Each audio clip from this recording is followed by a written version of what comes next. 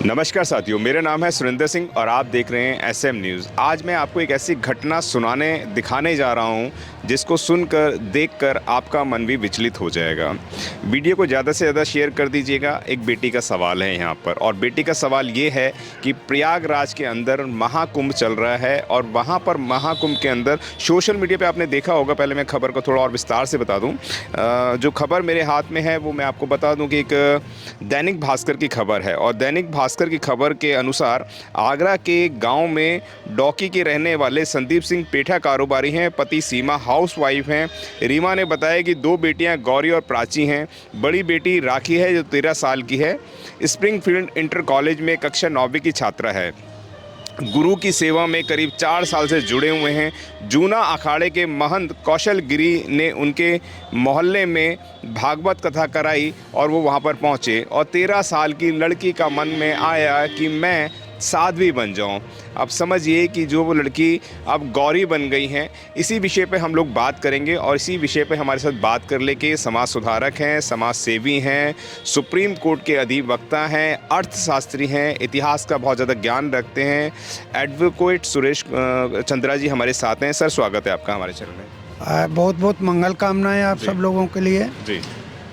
और ये जो बात अभी आप जिक्र कर रहे हैं जी, सवाल मैं एक बार दोबारा से रख दूं, जिक्र मैं दोबारा से रख देता हूं। तमाम देश के साथी जितना भी देख रहे हैं, ये खबर बहुत अलग सी खबर है। 13 साल की बेटी को दान दे दिया है जूना अखाड़े के लोगों के। और नागा साधु जितने लोग जानते होंगे, मुझे लगता है जितने भी लोग वीडियो देख रहे हैं वह ये सब जानते होंगे कि नागा साधु होते कैसे हैं।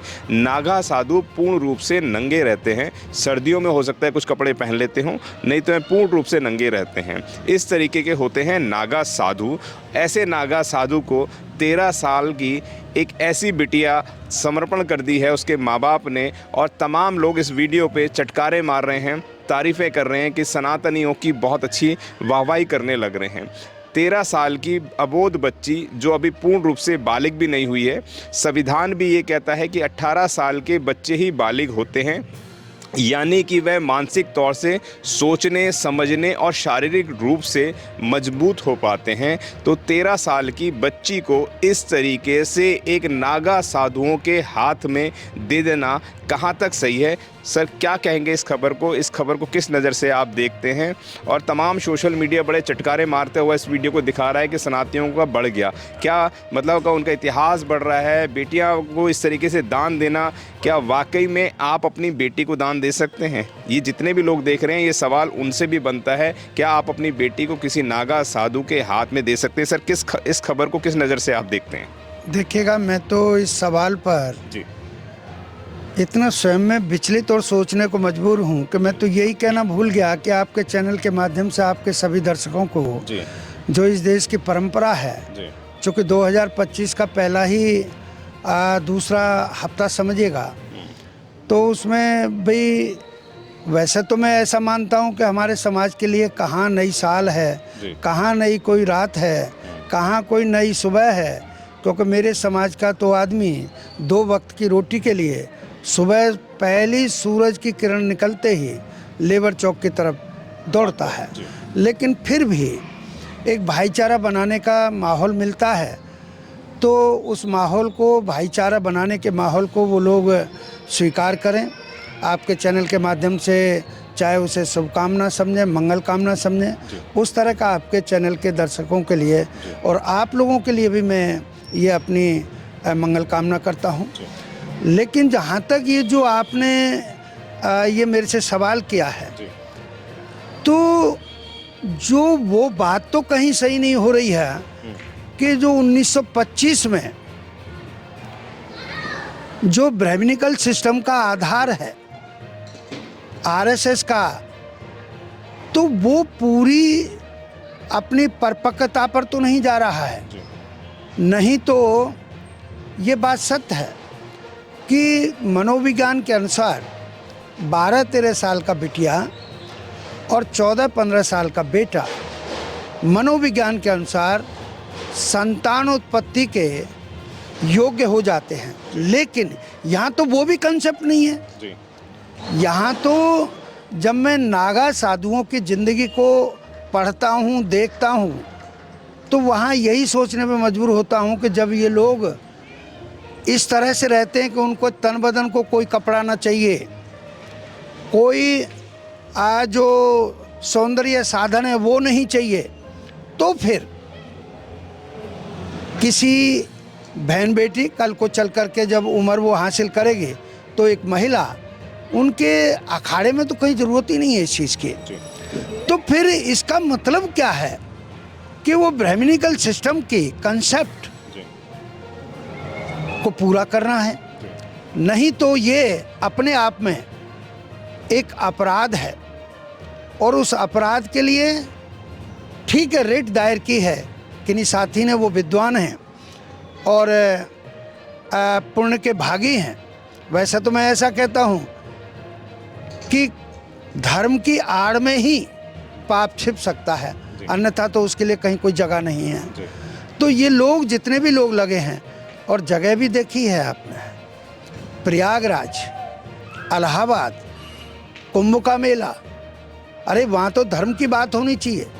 तो ये कहाँ कंसेप्ट है कि जो बच्चा अभी परिपक्व नहीं हुआ है, बेटा हो अथवा बेटी हो, लेकिन बेटी के राइट और कुछ ज़्यादा हैं, उसको ज़िंदगी जीने का, आज़ादी के साथ ज़िंदगी जीने का अपना विशेष अधिकार है, तो ये तो उसके विशेष अधिकार का और संवैधानिक अधिकारों का और मानवीय अधिकारों का हनन है जी। तो यहाँ पर जो ये काम किया है, उनसे नागा जूना अखाड़े से भी ज़्यादा कसूरवार उसके माँ बाप हैं। माता पिता हैं, अपनी बेटी को दान तो दे सकते हैं, वो नहीं दे सकते। कन्यादान भी कहा जाता है। ना ना ना, कन्यादान भी अपने आप में पाप है जी। मुझे एक बात आइएगा, जब दान दी हुई चीज पर दान दाता का व्यवहारिक कानूनन कोई अधिकार नहीं रह जाता है कि जो चीज दान कर दी वो कर दी, उससे कोई लगाव नहीं रह जाता है, तो फिर अगर जब कन्या का दान करते हैं तो उस कन्या को, उस बेटी को चाहे कोई जलाए, कोई मारे, कोई काटे, क्यों चीखते हो? दान कर दी। लेकिन ऐसा नहीं होता है समाज में। अगर हमारी बहन बेटी को कोई तंग करता है, परेशान करता है, तो हम उस बेटी के फेवर में वहाँ जाकर के पक्ष लेते हैं, उसको यहाँ तक जेल दिखा देते हैं, तो फिर वो दान तो नहीं है।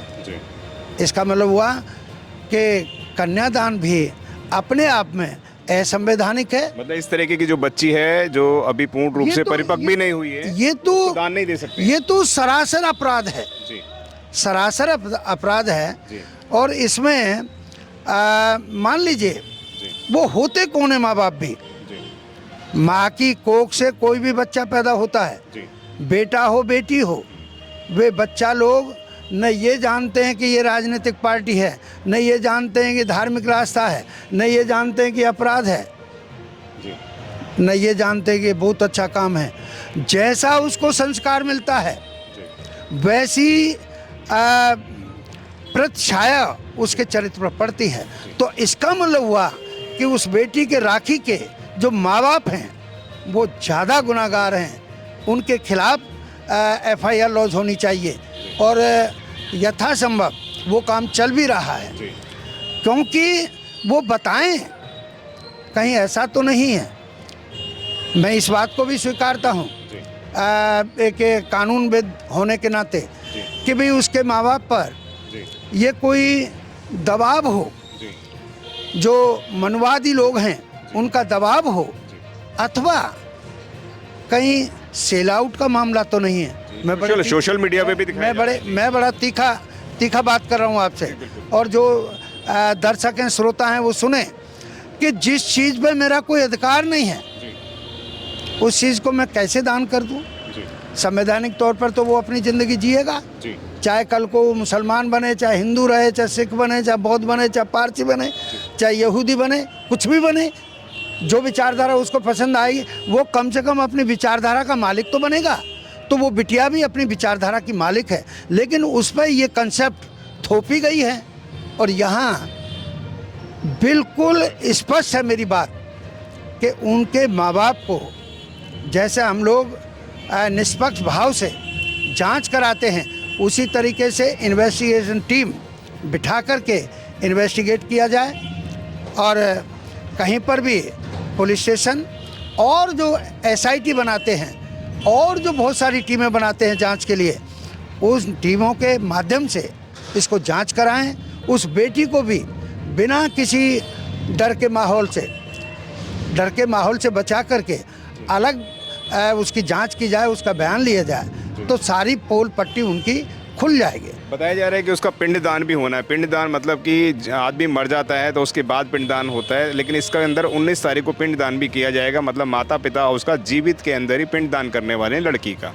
इसका मतलब वो ये तो और सुपर नालायकी हो गई जी कि जो बेटी मेरी आंखों सामने जिंदा है, जी इन एक शब्द इस्तेमाल किए देता हूँ, जी इन काफिरों के हिसाब से जी अगर वो बेटी उनको दे दी तो इसका मतलब तूने बिल्कुल उसको कि भाई तुम इसे मारो काटो, इसके साथ कुछ भी करो, बलात् करो, कुछ भी करो, इसका मतलब तुमने तो उसको आज से ही ऐसा मान लिया कि भाई अब हमारा कोई वास्ता नहीं। क्या ऐसे होता है? जी भारतीय जो संस्कार हैं, भारतीय परंपरा है, ऐसा तो कहीं नहीं कहती, कोई सी परंपरा नहीं कहती, किसी भी धर्म की नहीं कहती कि भाई जीते जी और पिंडदान। और क्या पिंडदान होता है? या तो इसका मतलब ये है कि जब इनके पास लड़की भी कोई ज़्यादा नहीं है, बेटे भी बच्चा भी कोई ज़्यादा नहीं है, तो इन पर पाली पोसी नहीं जा रही है और फिर पेठे का काम करते हैं, तो क्या हुआ? अरे भाई तुम लोग उतना तो कमा खा रहे होगे उससे जो बेटी को पढ़ा लिखा सकें। अरे उसका कितना कुकृत्य है ये, कितना घोर पाप है कि जो बच्चा अभी पढ़ता लिखता, कुछ समझता, कुछ सोचता, कुछ आगे, आज बहन बेटियां बराबरी का अधिकार रख रही हैं बाबा साहब के। सर स्कूल की प्रिंसिपल भी ये कहती है कि जो बेटी है ये शुरू से धार्मिक प्रवृत्ति की रही है, धर्म के इसमें ज़्यादा आस्था है। ना ना ना, प्रिंसिपल तो इसका मतलब प्रिंसिपल अपने पद पर नहीं रहती है, वो घूमती रहती है, वो जाकर के इन लोगों के घरों में घूमती रहती है। इसका मतलब उसकी प्रिपरेशन में, उसको धार्मिक बनाने में, और धार्मिक नहीं है ये तो अधर्म है। उस अधर्म में वो प्रिंसिपल भी भागीदार है। वो मेरे खिलाफ FIR लॉन्च कराए, मैं ये शब्द बोल रहा हूँ, क्योंकि उसको कैसे पता है? उसके स्कूल में तो 5 साल की होगी तब वो आएगी, क्योंकि 5 साल से पहले के बच्चे का तो किसी का एडमिशन ही नहीं होता प्राइमरी में। वो आज की जो परंपरा बना दी कि भाई किसी पब्लिक स्कूल में 3 साल का KG में जाएगा, LKG में जाएगा, जब पहली क्लास में आएगा। तो ये प्रिंसिपल भी इस पूरी प्रक्रिया में पूर्णतः शामिल है, और वो भी ब्राह्मणिकल सिस्टम की गारंटी के साथ इसका नाम और वो पता किया जाए, पूरा उन्हीं में से शामिल है। अच्छा, बीजेपी लगातार कहती है कि बेटी बचाओ बेटी पढ़ाओ, लेकिन जितने भी बीजेपी के लोग हैं या बीजेपी के जितने भी वक्ता हैं, प्रवक्ता हैं, वह इसके ऊपर कोई बयान नहीं दे रहे हैं कि बेटी को बचाना चाहिए, पढ़ाना चाहिए या उसको धर्म की आड़ में झोंक देना चाहिए। क्या कहेंगे सर? देखिएगा, इस विषय में मैं सबसे ज़्यादा जो अनुरोध करूँगा वो अनुरोध करूँगा माननीय राष्ट्रपति महोदया को, क्योंकि वो भी एक महिला हैं। प्राकृतिक व्यवस्था में महिला और पुरुष की पहचान जो दोनों की अलग अलग है, उसमें वो एक महिला हैं और महिलाओं के अधिकार सुरक्षित हैं। तो वो बहन बेटी भी कल को उनकी उम्र हासिल करती, वो भी उनकी जगह पर आ सकती थी, चाहे वो प्रधानमंत्री बनती। प्रधानमंत्री भी इधर महिला रही हैं, इंदिरा जी रही हैं, तो वो भी पढ़ लिख करके रही हैं, तो उनकी तो पढ़ाई लिखाई बंद कर दी और एक तरह के अधर्म में जो अंधविश्वास और पाखंड की भट्टी है उसमें झोंक दिया उस बेटी को। अगर कहीं कोई इनका, मैं तो भाग्य और भगवान में यकीन करता नहीं, अगर इनका कोई भगवान होगा तो ऊपर से देख क्यों नहीं रहा, इस काम को रोक क्यों नहीं रहा? और ये जो जूना अखाड़े वाले हैं, मैं सारे लोगों की तो नहीं कह रहा, लेकिन जो नागा हैं इनको कुछ चाहिए नहीं तन बदन ढकने के लिए, कोई कपड़ा लत्ता ये पहनते नहीं कि भाई कपड़ा लत्ता धोने के लिए कोई दासी चाहिए, देवदासी चाहिए। तो फिर इनको एक उस बेटी की कहाँ आवश्यकता है? तो डर लगता है। इस तरीके के दान को आप किस तरीके से देखते हैं? आपने देवदासी की बात करी, ये परंपरा पहले भी चालू होती थी कि जो साधुओं की सेवा के लिए देवदासी हुआ करती थी, तो क्या ये वो युग दोबारा से आने वाला है? देखिएगा, हाँ बिल्कुल आप ठीक चिंतित हैं जी, चिंता बिल्कुल आपकी वाजिब है, लेकिन देवदासी में और देवदासी वाले दान में जो यलमा देवी के लिए किया जाता था, और इसमें ज़मीन आसमान का फ़र्क है। ये तो बच्चा अभी ठीक तरीके से पनपा भी नहीं है, उसकी कोई जो इच्छाएं होंगी पढ़ने की वो सब रोक दी गई। लेकिन देवदासी जो कंसेप्ट है, देवदासी कंसेप्ट विडोज़ के लिए होता था, क्योंकि हिंदू मान्यता रही है, उनकी संकल्पना है, संस्कार है, परंपरा है कि भाई जो बहन बेटी कहीं विडो हो जाए तो वो समाज में चेहरा दिखाने के लायक नहीं रहती है। तब फिर उनको इनके मत के हिसाब से, हिंदू मत के हिसाब से, कि जो जिंदगी का अंतिम लक्ष्य होता है मोक्ष प्राप्ति, उस मोक्ष को प्राप्त करने के लिए उसे यलम्मा देवी के मंदिर में भेज देना चाहिए, वहाँ समर्पित कर देना चाहिए, ताकि वो अपना ज़िंदगी का जो अंतिम लक्ष्य है उसको प्राप्त कर सके। लेकिन वहाँ पर भी वही कल्चर है, जबकि वो तो परिपक्व होती हैं। मान लीजिए मैं ऐसा एग्जाम्पल कोट कर रहा हूँ, कानूनी है कि मान लीजिए कोई बहन बेटी आज तो चलेगा, बाबा साहब के संविधान के मुताबिक जो 18 साल का बिटिया होगा और 21 साल का बेटा होगा वो शादी के योग्य माने जाते हैं, वोट के भी योग्य माने जाते हैं। तो जब शादी के योग्य माने जाते हैं, अब उससे पहले चले जाएं हम, तो राजस्थान में तो अभी भी संभव है कि पा जाए इस तरह का एग्जाम्पल कि बेटी को गोद में लेकर के बाप बैठा हो, उधर बेटे को लेकर के गोद में बाप बैठा हो, और दोनों जो मतलब शादी करा रहे हों बच्चों की। तो बाल विवाह, हालांकि इस पर काम हुआ, रोका गया, लेकिन मैं आज पढ़े लिखे एक कानूनविद और सारे समाज को देखते हुए, सारे राजनीतिक माहौल को देखते हुए और अर्थशास्त्र को भी देखते हुए, मनोविज्ञान को भी देखते हुए, अगर मैं इस बात को कहूँ कि मान लीजिए जिस बहन बेटी की शादी हुई 18 साल में हो गई, 4-6 साल उसने गृहस्थी चलाई, मौत पर किसी का काबू नहीं है। तो जब मौत पर काबू नहीं है और उस बेटी का घर वाला ख़त्म हो गया, हस्बैंड उसका ख़त्म हो गया, तो फिर तो हिंदूवाद के मुताबिक वो अंतिम लक्ष्य के लिए यलम्मा देवी के मंदिर में समर्पित कर दी जाएगी। मंदिर में जब समर्पित होगी, और इस पर मैं ही नहीं बोल रहा हूँ, यलम्मा देवी फिल्म बनी है देवदासी कंसेप्ट पर, तो फिर वहाँ क्या होता है कि जो मंदिर में दान आता है, दान में फल फ्रूट भी आते हैं, चाहे वो ड्राई फ्रूट हैं, फ्रेश फ्रूट हैं, और मेवा मिष्ठान भी हैं। तो जो वहाँ पर पुरोहित है, पुजारी है, वो उसको भी खाने को मिलते हैं। तो उसको तो सीधा खाने को मिल जाता है, वो जो प्रसाद के रूप में आता है। लेकिन जो मेरी बहन बेटी वहाँ पर गई है देवदासी के रूप में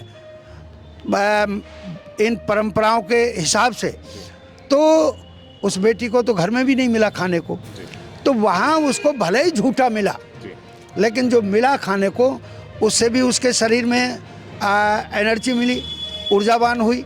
उधर वो है तो मनोविज्ञान के हिसाब से उधर तो वो पुरोहित खा खा करके मलंग है, उधर उस बहन बेटी के शरीर में थोड़ा एनर्जी हुआ, क्योंकि घर पे तो मिला नहीं, वहाँ मंदिर का मिला। तो मनोविज्ञान ये कहता है कि प्रत्येक जीव की भोजन के बाद दूसरी तमन्ना समागम की होती है। तो उस कस्टम के हिसाब से, उस मनोवैज्ञानिक तथ्य के आधार पर उधर तो वो पुरोहित और उधर वो बहन बेटी जो देवदासी के रूप में, और वो स्लिप हो गए और कहीं उस स्थिति में पहुंच गए और प्रेग्नेंट हो गई, तो फिर प्राकृतिक व्यवस्था है, 9 माह बाद तो उसका रिजल्ट आना है।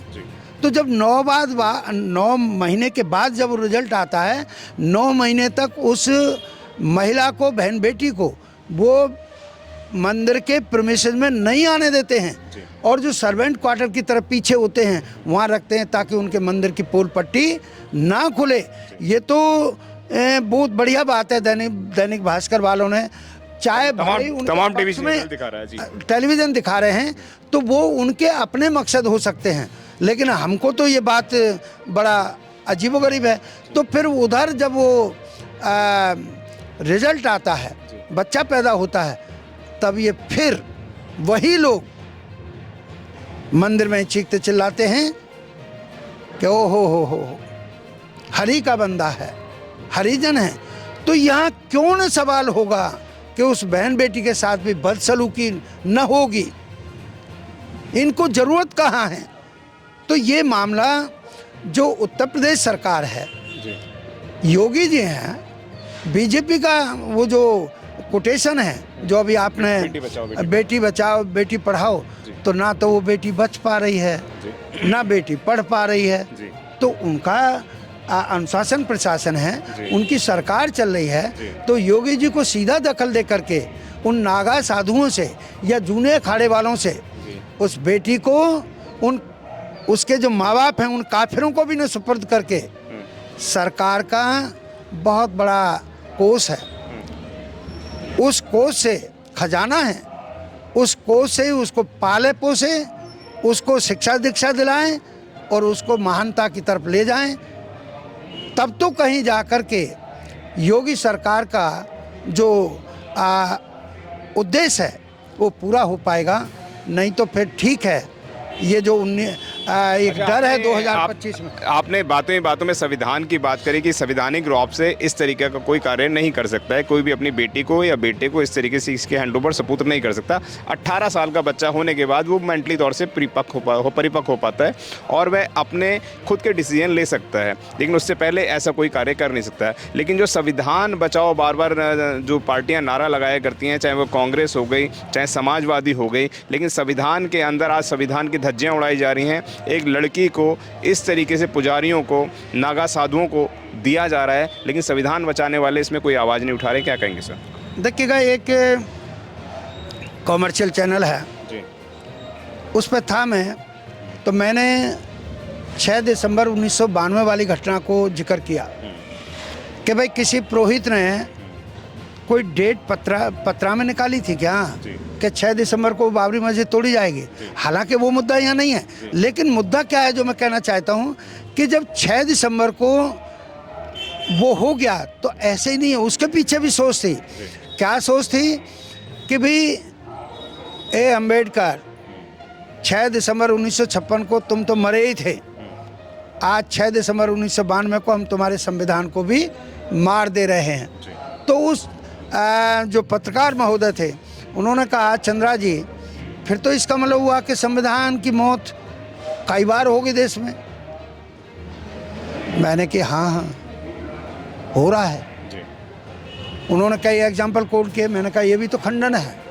तो ऐसे ही इस केस में भी संविधान की हत्या है, लेकिन संविधान ने मानवीय आधार के जो हमें अधिकार दिए हुए हैं, उस अधिकार के तहत नागा साधुओं पर जो भी उसके लिए जिम्मेदार है, और ये बात भी मैं पूरा उस विश्वास के साथ कह रहा हूँ कि अभी वो भी इन लोगों ने जो कागजी कार्रवाई होती है वो भी अभी नहीं की होगी, दान दाता भी ऐसा ही होगा और जो दान ले रहा है वो भी ऐसा ही होगा। नहीं तो इनके खिलाफ, नागा और जूना अखाड़े के खिलाफ अपहरण की धारा के तहत एक मुकदमा और कायम किया जाए। नहीं तो वो, और फिर यहाँ पर पहले वाले आईपीसी के मुताबिक 363-66 उसमें जाकर के मुकदमा दर्ज हो कि मकसद क्या है आखिरकार इस प्रोसीजर को पूरा करने का। नहीं तो वो सीधी बात है कि वो जो पुरानी परंपराएं हैं, भारतीय परंपराएं हैं, कि अभी बहन बेटियां और भी ये जिन्होंने ये बेटी का दान किया है, अरे मुझे तो दान कहने में भी शर्म आ रही है, जो ये व्यवहार किया है उसको भी ये ध्यान रखना चाहिए कि जब उसका घरवाला ख़त्म होगा तो उसे भी उसकी चिता पर लिटा करके उसको भी जलाया जाएगा। जो पहले वो परंपराएं, जो रूढ़िवादी परंपराएं हुआ करती हाँ, रूढ़िवादी परंपराएं हो। जी साथियों, इस वीडियो के बारे में आपका क्या विचार है? क्या 13 साल की नाबालिग बच्ची को इस तरीके से दान दिया जा सकता है? और दान की परंपरा जो है वह चंद्रा साहब ने बताई कि जिस तरीके से कहा जाता है कन्यादान, दानों की परंपरा बहुत सारी होती है, अन्नदान हो गया, गौदान हो गया, लेकिन बेटी को कभी भी दान नहीं दिया जाता है। तो इस वीडियो के बारे में अपने विचार आप हमारे कमेंट बॉक्स में लिखें, और अगर वीडियो अच्छा लगता है इसको लाइक करें, शेयर करें, सब्सक्राइब करें। लेकिन जितने भी लोग इस वीडियो के ऊपर तालियां पीटने का काम कर रहे हैं, क्या वह अपनी बेटियों को इस तरीके से दान दे पाएंगे? अगर नहीं दे पाएंगे तो मुझे लगता है इसके लिए आवाज़ उठानी चाहिए। मैं धन्यवाद करूंगा आपका जो आपने इस अहम मुद्दे पर हमारे साथ बात करी। बहुत बहुत साधुवाद, और आपके दर्शकों को भी साधुवाद कि वो कानून को समझेंगे जी और उसके अनुसार जहाँ पर भी हैं जी वो इसके खिलाफ आवाज़ उठाएंगे जी कि भाई मैं ये भी मान लेता कि साध्वी, अरे भाई कैसी साध्वी, एक वो प्रज्ञा साध्वी भी देखी है, इसी देश में रही है, जी तो क्या ऐसा बनाना चाहते हैं? जी साध्वी प्रज्ञा को लोगों ने आतंकवादी नहीं कहा है क्या? जी। आज बीजेपी की वो एमपी थी, अब टिकट क्यों नहीं दी? अगर इतनी बढ़िया थी तो हम थोड़ी ना कह रहे हैं, उनका व्यवहार बता रहा है। तो इसलिए जितने भी दर्शक हैं, श्रोता हैं, जो भी सुन रहे हैं, वो भी अपने विवेक का इस्तेमाल करके इसके खिलाफ उस तरह की आवाज़ उठाएं जैसे बाबा साहिब के प्रति अपमानजनक शब्द इस देश के गृह मंत्री अमित शाह जी ने इस्तेमाल किए थे। तो इस देश में जो एक राजनीतिक दल है, बहुजन समाज पार्टी है, उसने पूरे देश में डेमोन्स्ट्रेशन दिया था अमित शाह के खिलाफ। तो ठीक उसी प्रकार इस प्रकरण के खिलाफ वो लोग आवाज़ उठाएं, डेमोन्स्ट्रेशन दें, जहाँ पर भी उनका थाना लगता हो।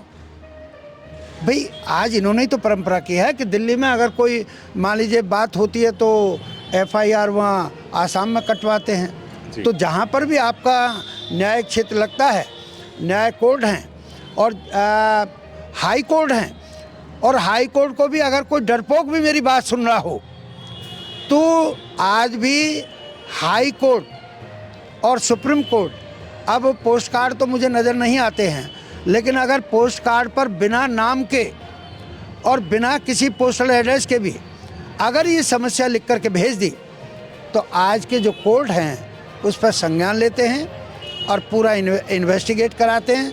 तो मेरा तो आपके माध्यम से अनुरोध है पूर्णतः समाज से, धर्म के किसी के भी हों, जाति के किसी के भी हों, प्रांत के किसी के भी हों, लेकिन इस प्रकरण के खिलाफ कि ये जो काम हुआ है इसके खिलाफ न्याय उस बेटी को दिलवाएं, मानवीय आधार पर जो उसके अधिकार बनते हैं उनको वापस दिलवाएं।